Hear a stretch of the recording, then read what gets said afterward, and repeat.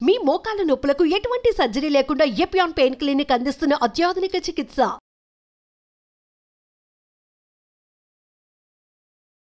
అజీర్ణ సమస్యలు ఎక్కువైపోతున్నాయండి. బయట ఫుడ్ అనే కాదు, కొంతమందికి ఇంట్లో తిన్న ఫుడ్ కూడా అరగట్లేదు అంటున్నారు. సో అరగకుండా ఉండటానికి రకరకాల రీజన్స్ ఉంటాయి. ఒకటి మైదా కానీ లేకపోతే బయట ఫుడ్స్ ఎక్కువ తినే వాళ్ళకి నార్మల్గానే అది మన బాడీకి సెట్ అవ్వదు. దాంతోపాటు నవిలి తింటాం మానేసాం, సరిగ్గా నవలకపోవటం, గబగబా తినేయటము, అలానే తినేటప్పుడు ఎక్కువ నీళ్ళు తాగేసేయటము, ఇలాంటివి రకరకాలు చేస్తూ ఉంటాం.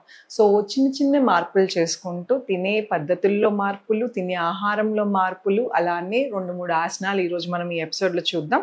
దాని మూలంగా డైజెషన్ ఎంత బెటర్ అవుతుందో కూడా మీకే తెలుస్తుంది. జస్ట్ ఒక 1 వీక్, ఒక వారం రోజుల్లో మీకు ఖచ్చితంగా రిజల్ట్ తెలుస్తుంది. నమస్తే, నేను మీ Hima Puppala, advance yoga trainer and nutritionist. Welcome to Suman TV. నేను ఈరోజు చాలా సింపుల్ ఆసనాలు, ఇంట్లోనే హ్యాపీగా చేసుకునే ఆసనాలు, అంటే బెడ్ మీద కింద కూర్చోలేని వాళ్ళు బెడ్ మీద కూడా కూర్చుని ఎలా చేసుకోవాలో చూపిస్తాను. ఇది చాలా సింపుల్ అండ్ మార్నింగ్ టైం ఏదైనా సరే పొట్టకు సంబంధించిన ఏ ఆసనం చేసినా తెల్లవారుజామున ఎంటీ స్టమక్, అంటే పొట్టలో ఏది లేనప్పుడు చేసుకోవాలి. కుదిరని పక్షంలో 4 గంటలన్నా మీ భోజనానికి, మీ ఆసనానికి టైం ఉండాలి. అప్పుడే ఇది బాగా పనిచేస్తుంది అండ్ మీకు ఆసనం వేయటానికి చాలా ఈజీగా కూడా ఉంటుంది. సో అందరికీ తెలిసిన ఆసనమే వజ్రాసనం అండి. యోగాలో ఏకైక ఆసనం, తినంగానే ఇమీడియట్గా చేయాల్సిన ఆసనం వజ్రాసనం. సో వజ్రాసనం ఎవరైనా చేసుకోవచ్చు. ఎస్పెషల్లీ భోజనం హెవీ ఫుడ్ తిన్నప్పుడు, అంటే తెలియకుండానే పార్టీస్కి వెళ్ళినప్పుడు, ఒక్కొక్కసారి మనం బిర్యానీస్ లేట్ నైట్ తింటాం. అలాంటప్పుడు తప్పని పక్షంలో తింటాము, కానీ మ్యాక్సిమం అవాయిడ్ చేయండి లేట్ నైట్ ఫుడ్స్ అన్ని. ఒకవేళ తింటే కనుక వజ్రాసనం వేసుకుంటే, ఇమాజిన్ 1 గంట పాటు పడుతుంది ఒక ఫుడ్ డైజెస్ట్ అవుతుంది అనుకుంటే, వజ్రాసనంలో కూర్చుంటే దాని టైం చాలా మటుకు తగ్గిపోతుంది. అంటే అరగంటలోనే డైజెషన్ అవుతాకి ఛాన్సెస్ ఉన్నాయి. సో వజ్రాసనం అంటేనే వజ్రం లాంటి ఆసనం. సో మీకు లంచ్ కానీ డిన్నర్ కానీ ఏదైనా సరే భోజనం అయిపోయిన తర్వాత వెంటనే కాసేపు వజ్రాసనంలో కూర్చోండి. టైం లేని వాళ్ళు సెపరేట్గా మార్నింగ్ కానీ లేకపోతే పడుకునే ముందు కూడా కాసేపు వేసుకోవచ్చు. సో వజ్రాసనం ఎలా చేయాలో చూద్దాం. సో వజ్రాసనంలో కూర్చుందామండి. వజ్రాసనం అంటే ఇలా కాళ్ళని ఫోల్డ్ చేసుకుని ఇలా కూర్చుంటాం. సో ఎవరైతే ఫస్ట్ టైం చేస్తున్నారో, లేదు బాడీ కొంచెం హెవీగా వెయిట్ ఉంది, యాంకిల్ మీద పెయిన్ పడుతుంది అనుకున్న వాళ్ళు ఏం చేయాలంటే, మీ దగ్గర ఉన్న పిల్లో, తలగడ కానీ లేదంటే ఒక టవల్ కానీ ఇట్లా రోల్ చేసి యాంకిల్ కింద ఇలా పెట్టుకుని కూర్చోండి. సో దట్ వెయిట్ పడదు, నొప్పి రాదు. మడాల నొప్పులు ఉన్నా ఆర్ ఎవరికైనా కాళ్ళు ఇష్యూస్ ఉన్నా కూడా ఇది చాలా బాగా హెల్ప్ చేస్తుంది. సో ఇది స్పైన్ అనేది, వెన్నపూస అనేది నిటారుగా ఉంచుకుని స్లోగా గాలి పీల్చుకుని స్లోగా గాలి పీల్చుకుని గాలి వదలాలి. చేతులు వైడ్ ఓపెన్ పైకన్నా పెట్టుకోవచ్చు, లేదు ముద్ర వేసుకుందాం అనుకుంటే చిన్న ముద్ర వేసుకోవచ్చు, ఎలా అయినా పర్లేదు. Breathe in, breathe out.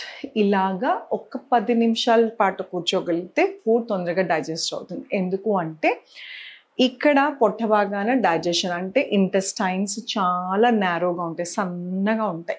మన తినే ఆహారం నవలకుండా తినేయటం వలన పొట్టలో స్టక్ అయిపోతుంటూ ఉంటుంది, ఇండైజెషన్ అవుతుంటూ ఉంటుంది, అంటే అరగపోవటం జరుగుతుంది.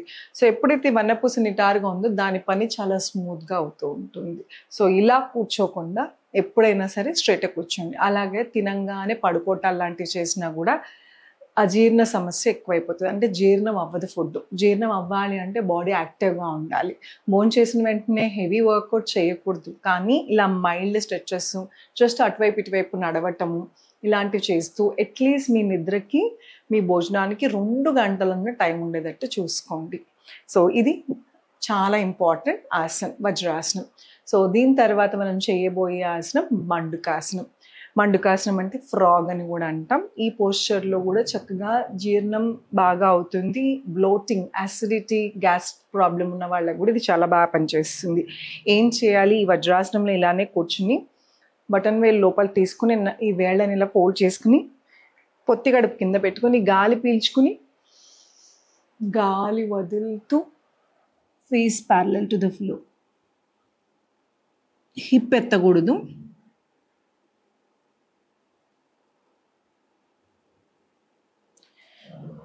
Back to your position. ఈ పోస్చర్లో గాలి పీల్చుకుని గాలి వదులుతూ కిందకి వెళ్ళి కాసేపు ఆపుతున్నాం, అంటే కుంభించుతున్నాం అన్నమాట. సో అలాంటప్పుడు మనం ఎక్కువసేపు ఆసనం వేయలేము, కానీ పొట్ట మీద కొంచెం ఒత్తిడి అయితే పెరుగుతుంది. సో ఫుడ్ డైజెషన్ అనేది ఇది మాత్రం భోంచేసిన వెంటనే చేయకూడదు. ఇది పొద్దున తెల్లవారుజామున కానీ అలాగే మీ ఫుడ్కి అంటే భోజనానికి మీ పడుకునే దానికి కొంచెం టైం ఉంది, ఒక 4 hours టైం ఉన్నప్పుడు ఈ ఆసనం చేయాలి. సో ఇది ఏంటంటే కంప్లీట్గా పొట్ట మీద ప్రెషర్ ఇస్తుంది, గ్యాస్ ఉంటే పోతుంది, జీర్ణ వ్యవస్థ మెరుగుపడుతుంది. సో ఇది రోజు చేసుకోవటండి. భోజనం డైజెషన్ ప్రాబ్లమ్స్ ఇది ఎవరికి ఉన్నా కూడా రోజుకి 2 సార్లు చేసుకోండి. మామూలుగా కూడా మనకి డైజెషన్ ప్రాబ్లమ్స్ రాకుండా ఉండాలి అంటే ఖచ్చితంగా రోజుకి ఒక 10 minutes అనేది చేసుకోవాలి. ఇది ఇప్పుడు దాకా అలవాటు లేని వాళ్ళు ఫస్ట్ టైం చేస్తుంటే 10 నిమిషాలు చాలా ఎక్కువ. మీరు ఎంతసేపు కూర్చోగలిగితే అంతసేపు మాత్రమే కూర్చోండి. సో ఇది కొంచెం కష్టంగా ఉంది అనుకునే వాళ్ళకి ఈజీ పద్ధతి ఏంటంటే ఒక అరచేయి మీద ఇంకొక అరచేయి పెట్టి బ్రీద్ ఇన్, గాలి పీల్చుకుని స్పైన్ని స్ట్రెచ్ చేసి గాలి వదులుతూ ముందుకు వంగండి, ఎంతవరకు వీలైతే అంతవరకు.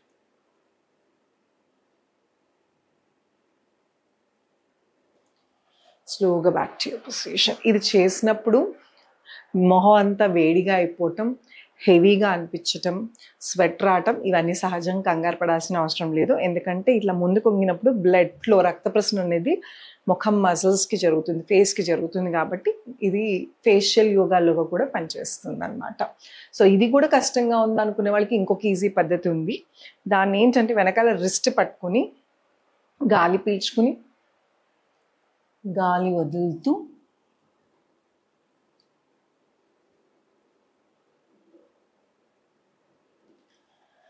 స్లోగా back to your position. Relax. Rub your palm, చేతులు రబ్ చేసుకుని కళ్ళ మీద పెట్టు.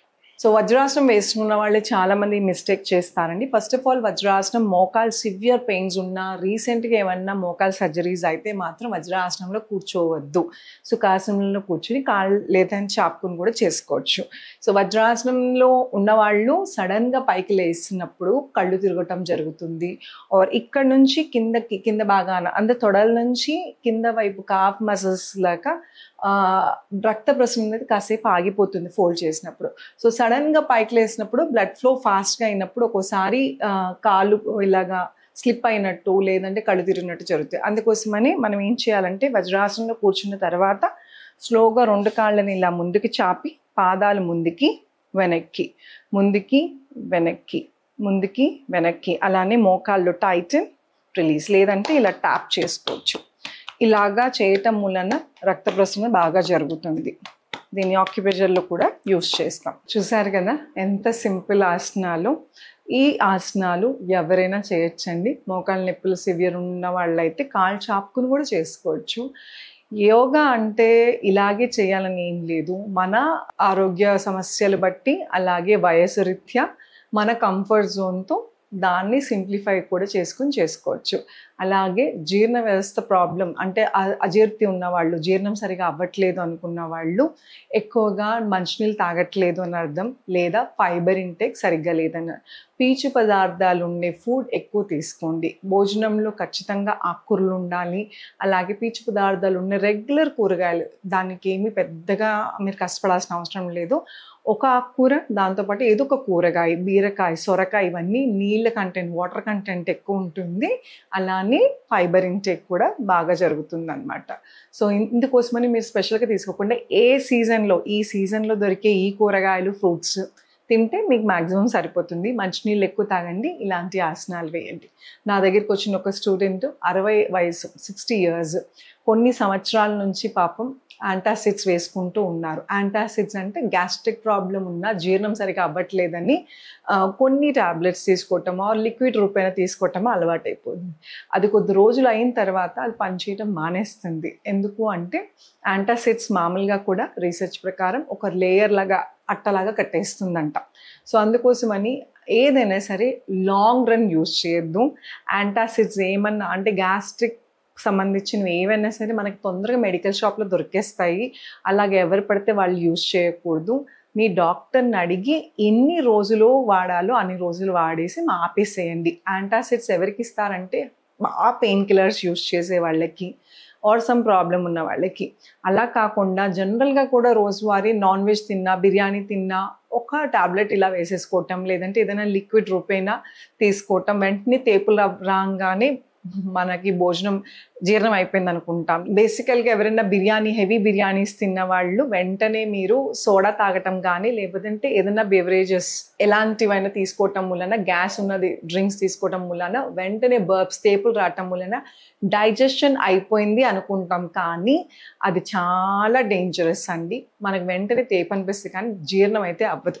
సో జీర్ణం అవ్వాలి అంటే న్యాచురల్గా మీకు దొరికే ఫస్ట్ నవిలి తినటం మొదలెట్టండి. స్లోగా కొంచెం ఎక్కువ క్వాంటిటీ తినేయకండి. మన గట్ సిస్టమ్కి ఎంత పడుతుందో అంతే తినండి. ఇంకా కొంచెం ప్లేస్ ఉంది, ఇంకా తినగలమన్నప్పుడే ఆపేసేయండి.